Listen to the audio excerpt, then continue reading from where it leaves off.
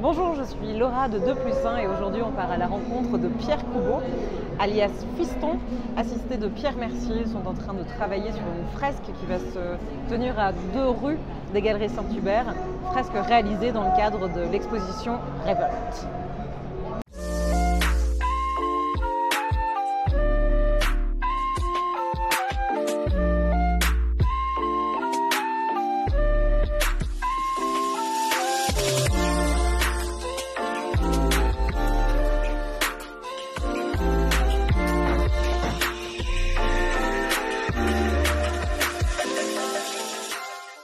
Pierre Coubeau, bonjour. Bonjour.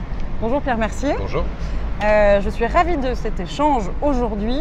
On se tient tous les trois devant une fresque qui va bientôt prendre vie, que vous allez créer et qui sera offerte aux Bruxellois.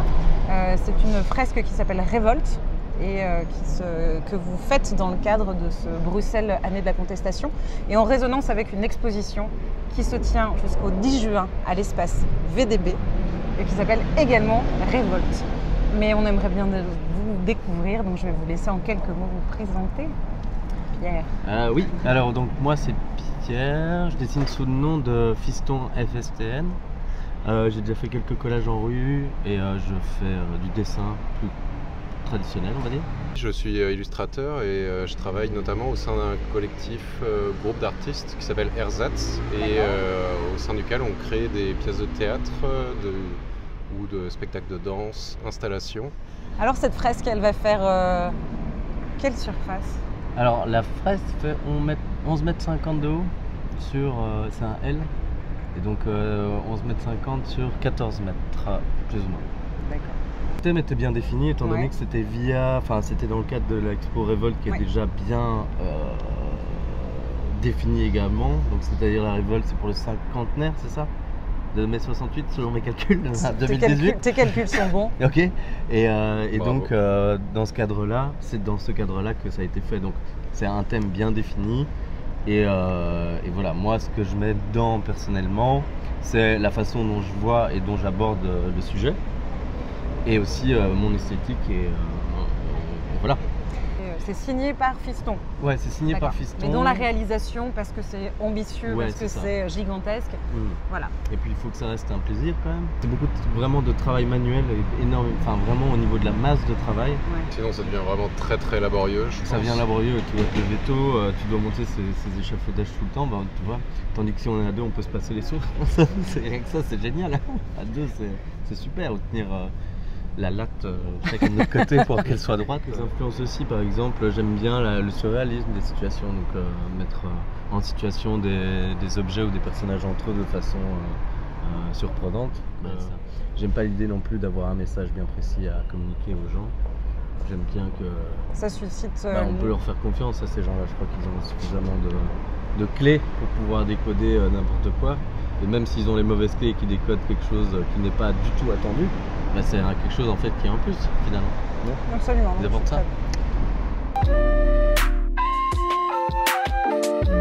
Est-ce qu'il y a des œuvres, toi, qui ont éveillé un espèce de mouvement de conscience chez toi, qui ont été assez référents dans des questions existentielles que tu as pu te poser? Déjà, il y a un truc qui est bien, c'est si on regarde la peinture du Moyen-Âge, et ces gens flashaient à mort. Ils étaient complètement sur une autre planète. Et ça, c'est un truc qu'il faut aller voir. En fait, c'est pas du tout classique. En fait, c'est presque de la BD. C'est un truc de fou. Le Moyen-Âge, c'est vraiment des plus gros flasheurs du monde. Au niveau esthétique et au niveau message, ils sont fous ces gens. Et quand tu dis flasheur, pour être sûr, c'est-à-dire qu'ils sont tellement éloignés de nous culturellement. C'est-à-dire que la notion de tout, la notion de voir la vie, la notion de voir la mort, la notion de voir la société, la religion, la place d'un individu dans la société, la place de l'artiste dans la société, est tellement différente qu'en fait finalement tu as l'impression de voir de la peinture qui a été faite sur Mars, tellement que tu comprends, il y a aucune... c'est en fait, pour moi c'était la période la plus créatrice du monde parce qu'ils ont vraiment tout bazardé, refait tous les codes, c'est vraiment un truc de... dingue. Comment il s'appelle encore? Bosch, par exemple. Bosch, c'est un flasheur de dingue. C'est vrai, il était fou. Tu vois pas ça dans tes pires cauchemars, des espèces de trucs. Et ça, c'est génial. Mais après, ce qui m'inspire vraiment, c'est ça. Vraiment, il y a cette espèce d'énergie. Donc, du surréalisme. Moi j'ai découvert pendant mes études de BD à Bruxelles un auteur américain qui s'appelle Chris Ware, et donc qui est vraiment un monument de la bande dessinée indépendante. Et ce qui m'a aussi fait m'interroger et m'intéresser surtout sur le reste de la BD américaine, mais également par la suite du manga, puisque finalement à part quelques Chevaliers du Zodiaque ou Dragon Ball Z quand j'étais petit, le manga pour moi je connaissais pas grand chose quoi. Et là c'est pareil, il y a encore des centaines d'auteurs qui sont tous plus géniaux les uns que les autres, et quand on remonte en tout cas du côté du Japon, les auteurs comme Hokusai ou Hiroshige ou ce genre de personnes du Moyen-Âge japonais entre gros guillemets, on arrive aussi sur des esthétiques qui sont hyper modernes mais en même temps qui ont plusieurs centaines d'années. Voilà, qu'est-ce que représente Bruxelles dans votre parcours créatif? C'est une ville qui est à la fois, elle est magnifique, mais on peut la détester tout autant qu'on peut que l'aimer quoi. Et il y a beaucoup de Bruxellois qui refusent de partir de Bruxelles. Ça c'est le témoin que quand même il y a quelque chose avec cette ville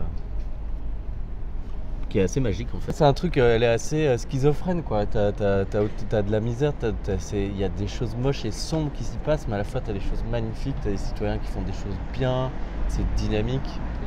T'as des vieux cons dedans, mais un truc de fou. Et voilà quoi, il y a de la mixité, les gens se bousculent, il y a de l'électricité, c'est ça qu'il faut pour que les gens avancent quoi. Ouais. Enfin, merde, on n'est pas dans une campagne où tous les petits vieux se ressemblent, où tout le monde a le même âge et tout le monde fait la même chose quoi.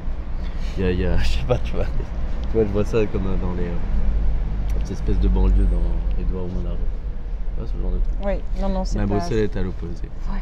Même s'il y a des gens comme Édouard ou Monarch à Bruxelles. À Krainem par exemple. Voilà, et donc tout ça, c'est un bon terreau pour t'électriser quoi. Donc c'est stimulant. Et ça te donne envie de t'exprimer. Si tu as décidé de t'exprimer, tu as des choses à dire. Parce que tu vois des choses qui se passent. De toutes ces oppositions, tous ces trucs. Les gens ils vivent les uns avec les autres, les uns contre les autres un peu. Dans la proximité. Ah, proximité.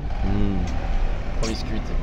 Non, ça c'est beaucoup Putain, grosse. mec, tu viens avec ta Oh là là, culture de merde là. exactement, alors qu'on est en train de créer un néologisme parfait. On va finir sur des événements qui se passent à Bruxelles et que vous aimez particulièrement. Alors, dans un premier temps, moi je dirais de se balader dans les rues, parce qu'il y a quand même des très belles choses à voir construites et vivantes de temps en temps. Il y a juste une myriade d'immeubles ou de maisons de plein de styles différents qui sont juste fabuleux, et il faut juste se promener pour les chercher. Pareil avec l'ambiance dans les rues qui sont très fleuries par moments. La présence des glycines que j'ai trouvé